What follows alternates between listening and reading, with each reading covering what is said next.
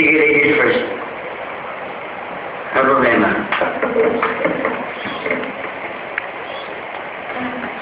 Lady? Bakit? Wala. Eh, anong problema ng girl best friend ko? Lady? May problema ka ba doon? Wala. Nakakapanibago lang. Kami yung cater sa hair and makeup competition. Tinanggap ka na ni tatay eh. Naku, Pachuti, paano yan?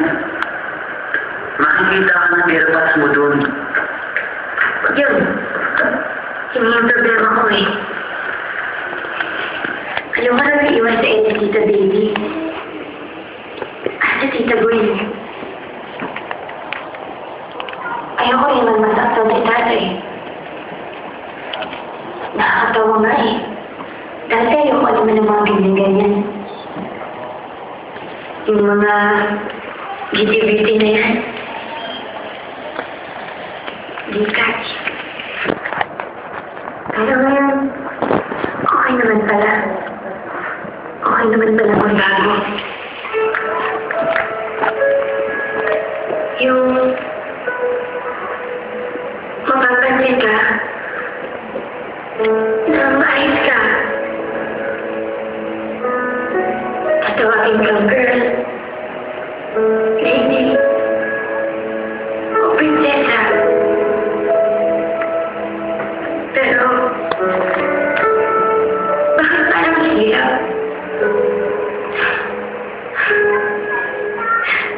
Parang bawal.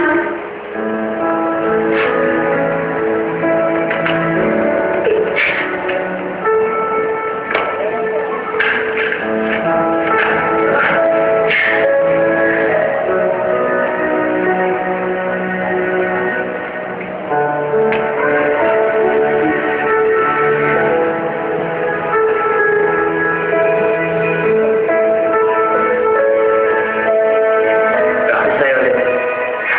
Parang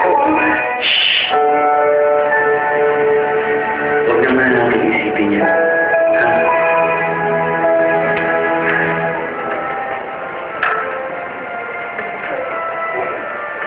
Mas okay ka na ba ngayon? kahit hindi okay. Kahit maraming hindi okay. Hindi okay. Kasi, andun ka pa rin eh. Salamat ha.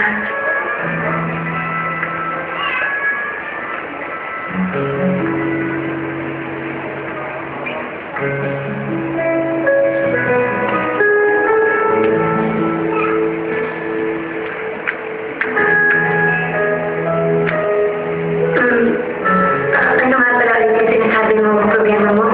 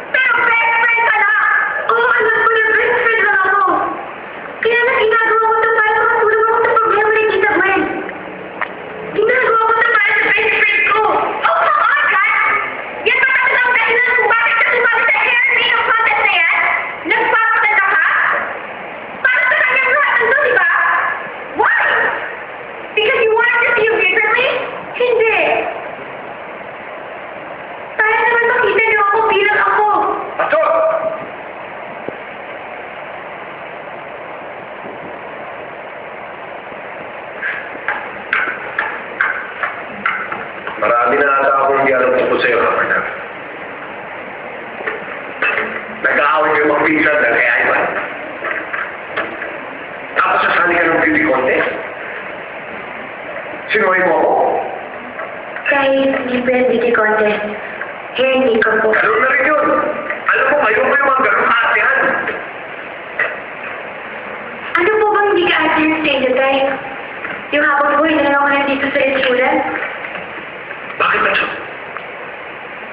Ano ba gusto mo mangyari sa buhay? Ang sumunod ka sa yapak ng nanay mo? Dahil iba po ako sa kanya. Hindi po kami magkapareho. Oo, sa ngayon hindi pa. Pero hindi po ako kagaya niya.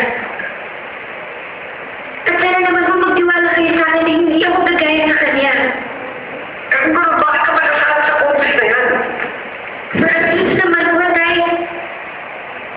Hindi pa yung forever na lang ako nandito sa leksyonan. One of the boys, nasusunog, lumuusukan. Gusto ko rin po maramdaman ang babae ako kahit minsan. Bakit? Babae ko na tuloy ng musika. Prinsesa ka nga eh. Prinsesa na ano po? Prinsesa na leksyonan?